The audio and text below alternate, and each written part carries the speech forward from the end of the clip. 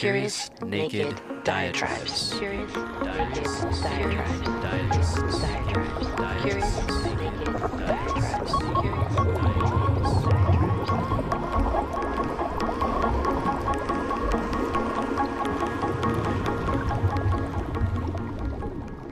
Greetings and blessings, and welcome back to the U.S. Selections series. I'm making this series not because it's election time and I'm hoping to change your mind about who you're voting for, but because there are some serious problems with what many folks consider the greatest democracy in the world. I don't believe it's a democracy at all, much less the best in the world. And hopefully you'll understand why in this series. In part one, I talked about the horrible, awful, terrible system called the Electoral College and why we should get rid of it. And in this episode, I'll continue with some commentary on the mind-numbing two-party bludgeoning every 4 years. The most infuriating thing about living in the best democracy in the world is trying to reject the two-party corporate duopoly and the constant gaslighting from all corners. Oh, so you want Trump to win? We'd all be rich if we had $1 every time we heard that. And anyone who decides to cast a vote for someone other than one of the two major party candidates is throwing away their vote. Just think back to the 2000 election and the relentless scapegoating of Ralph Nader as a spoiler. Remember how everyone just hammered that message home? Nader was to blame for George W. Bush winning the election. That's all you heard. Despite the fact that national exit polling showed that only 47% of Nader voters would have cast their ballots for Gore had Nader not run. And you may also recall that Gore didn't even manage to win his home state of Tennessee. And all this fear-mongering and gaslighting has consequences. It creates a situation where people begin to hate alternatives because they're stealing votes away from Democrats or Republicans, but mostly Democrats.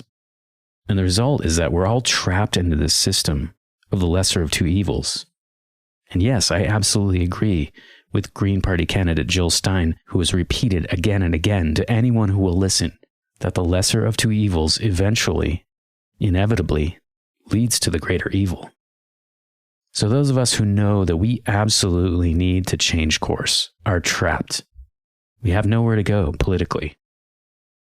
Ask just about anyone living outside the U.S. to describe the politics of the Democratic Party, and they'll tell you they're center-right. So we basically have two parties on the right, despite constant accusations from the Republicans that Democrats are leftists and communists. Nothing could be further from the truth. It's laughable. So what we have is the batshit crazy right and the more moderate or center right.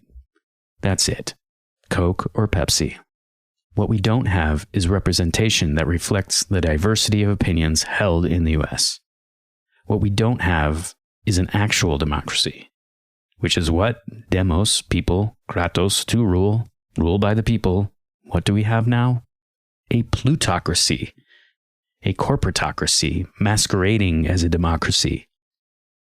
Of the corporations, for the corporations, by the corporations. Another glitch in the world's greatest democracy is who gets ballot access and the opportunity to participate in the debates, or rather, who doesn't.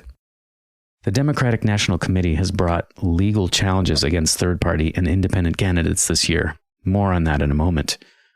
But this is hardly the first time the Green Party in particular has faced these legal blockades. Recall how in the 2016 race, Green Party presidential candidate Jill Stein and her running mate were escorted away by security and police at Hofstra University, the debate venue, on their way to an interview. They'd been invited by major media outlets like MSNBC, Fox, ABC, CBS, but were blocked out of the debate site. They couldn't even get inside the building. Now, of course, they weren't participating in the debate, even though they should have been, but that's another story. There was a period of 16 years between 1960 and 1976, when there were no presidential debates, believe it or not. Maybe it had something to do with the results of the 1960 televised debate between Nixon and Kennedy that was disastrous for Nixon. I have no doubt there were a few meetings with campaign staff afterward. Enter the League of Women Voters, who began to organize and sponsor presidential debates. And they continued to do so until 1987, when the major parties created the Commission on Presidential Debates. The commission was so restrictive that ultimately the League of Women Voters declined its participation, stating that they had, quote, no intention of becoming an accessory to the hoodwinking of the American public. What we need is a debate on the legitimacy of this commission, run by the two major parties, that puts so many rules and restrictions on participation in the debates. In fact, the last time a third-party candidate was able to participate in a debate under the purview of this commission was in 1992, Ross Perot. Currently, the commission stipulates that third-party candidates must reach 15% support in 5 national polls. And this year, the DNC has gone a step further. They've put together a special team, a task force, to counter third parties and independents. In fact, the Democratic Party of Nevada successfully sued to keep Green Party presidential candidate Jill Stein off the ballot. And in Wisconsin, DNC Deputy Operations Director David Strange filed a complaint with the Wisconsin Election Commission, arguing that the party should not be on the ballot because it can't provide a list of eligible electors. You got that? Does the voting public even understand what that means? What are electors? I mean, I thought people were electors. Nope, not with the Electoral College. For more on the Electoral College, check out part 1 if you haven't already.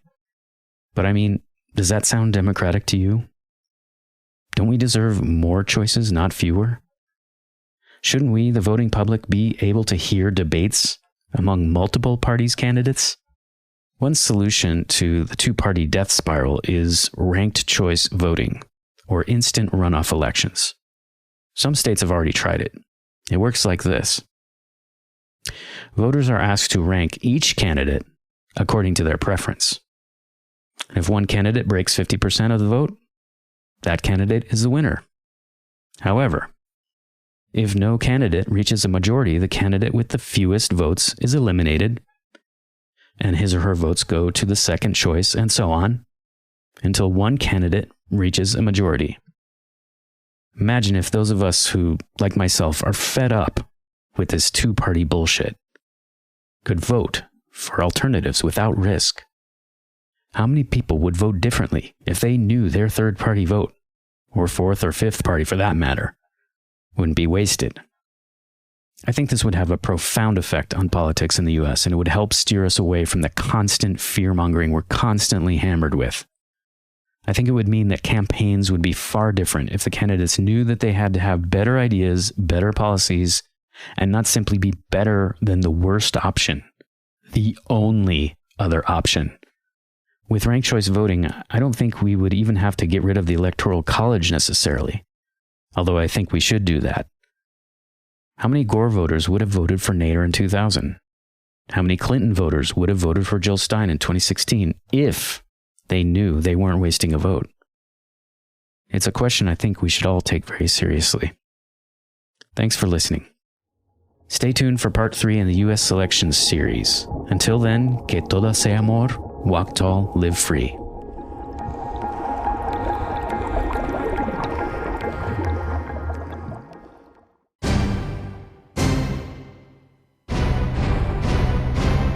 Javi Media.